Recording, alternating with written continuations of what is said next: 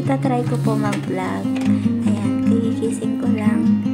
Kunwaring vlogger daw agad. Char. Ayan nga, inumpisan ko na magligpit ng aking higaan bago ako aalis ng accommodation. Siyempre, para pagdating natin, malinis, diba? Ayan na nga, inaayos ko yung sa pinahigaan ko. Ayoko kasi na nalulukot siya. So, ina-arrange ko yun. Sakto 11 tayo bago mag-umpisa magsaing. Ayan. Saing ako muna. Mali, 3 takal po yan yung sinasaing ko. Hanggang hapon na ang tahimik po ng paligid. Ayan po yung accommodation namin. Tulog po mga kasama ko. So, ko lang yung gising. 11 po. Nagigising na ako para magsaing. Para po makakain po tayo. Bago pumasok sa trabaho. Wow! Pagkatapos ko nga po pala hugasan yung sinusukat natin at kailangan natin punasan ng towel.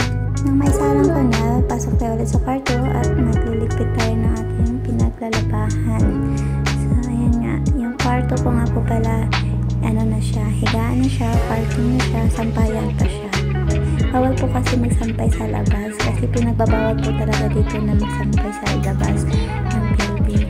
Lalo na pag nakitaan ng mga Saudi na may nagsasampay sa labas ng building, baka magsumbong sila at magkakaroon ng problema yung amo ko, o diba? Kailangan natin diyan lang tayo sa kwarto magsampay. So, pagkatapos ko nga yan, tinutupi ko na nga yung mga damit kasi ayaw ko nang nakakalat yung mga damit natin. And then, pagkatapos ko ngayon siyang tupiin, ilalagay po natin sa malita para po may arrange natin kaagad. At least yung mga gamit natin, hindi kaagad nakakalat lang. Ayaw ko kasi na nakikita na kumakalat yung mga gamit ko.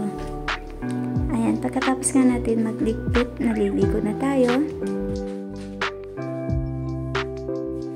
Sine ko nga po palang kanin, hindi pa luto. Diretso tayo sa CR yan. Sisira yung ilaw ng CR namin. So, masakit sa mata, kaya kailangan natin i-off yung light. Ayan. So, maliligo na ako guys. 11:58 na nga ako natapos at ayan na nga, nakabihis na po tayo. Hindi ko na pinakita sa inyo kung paano ako nagbihis. Malamang. Ayan. Diretso ako kaagad suot ng medyas before ako kakain. Kasi nga, nagmamadali na ako yan. Iinitin pa natin yung ulam. Tapos mag-aantay pa tayo. So, in-order ko nga po pala yung sa KMT sa kung sino nagkambal. Every month po yan, nagbabayad kami ng 200 SR. So, hindi na po tayo kailangan magluto. So, di ba? Ano lang, tamad. Tsaka maganda rin. Nakakatipid din naman. And then, ayan. Tsaka less po sa pagod. Medyo na frozen po yan siya. So, kailangan natin siya painitin ng mabuti. Ayan, kinuha ko ng kanin at luto na ng kanin. Siyempre, magsasandok na tayo ng kanin at tayo ay kakain na. Siyempre, rice is life. Hindi tayo mabubuhay ng tinapay-tinapay lang. Ayan nga, sobrang tigas niya nga guys. So, pinag-ihiwalay ko muna yan. Beef stray, awan ko kung tawag sa ulam na yun. Hindi ako familiar lagi sa mga pagkain. Ayan nga guys, kain na po tayo. Kakain na ako. Yan po ang aking masarap na ulam. Galing kusina ni Kambal. At matapos na ako na, naglinis na nga ako. So yan, naglalagay na nga lang ako dyan ng moisturize. Cetaphil po yung cream ng moisturize ko. At kilay lang po ang ilalagay natin.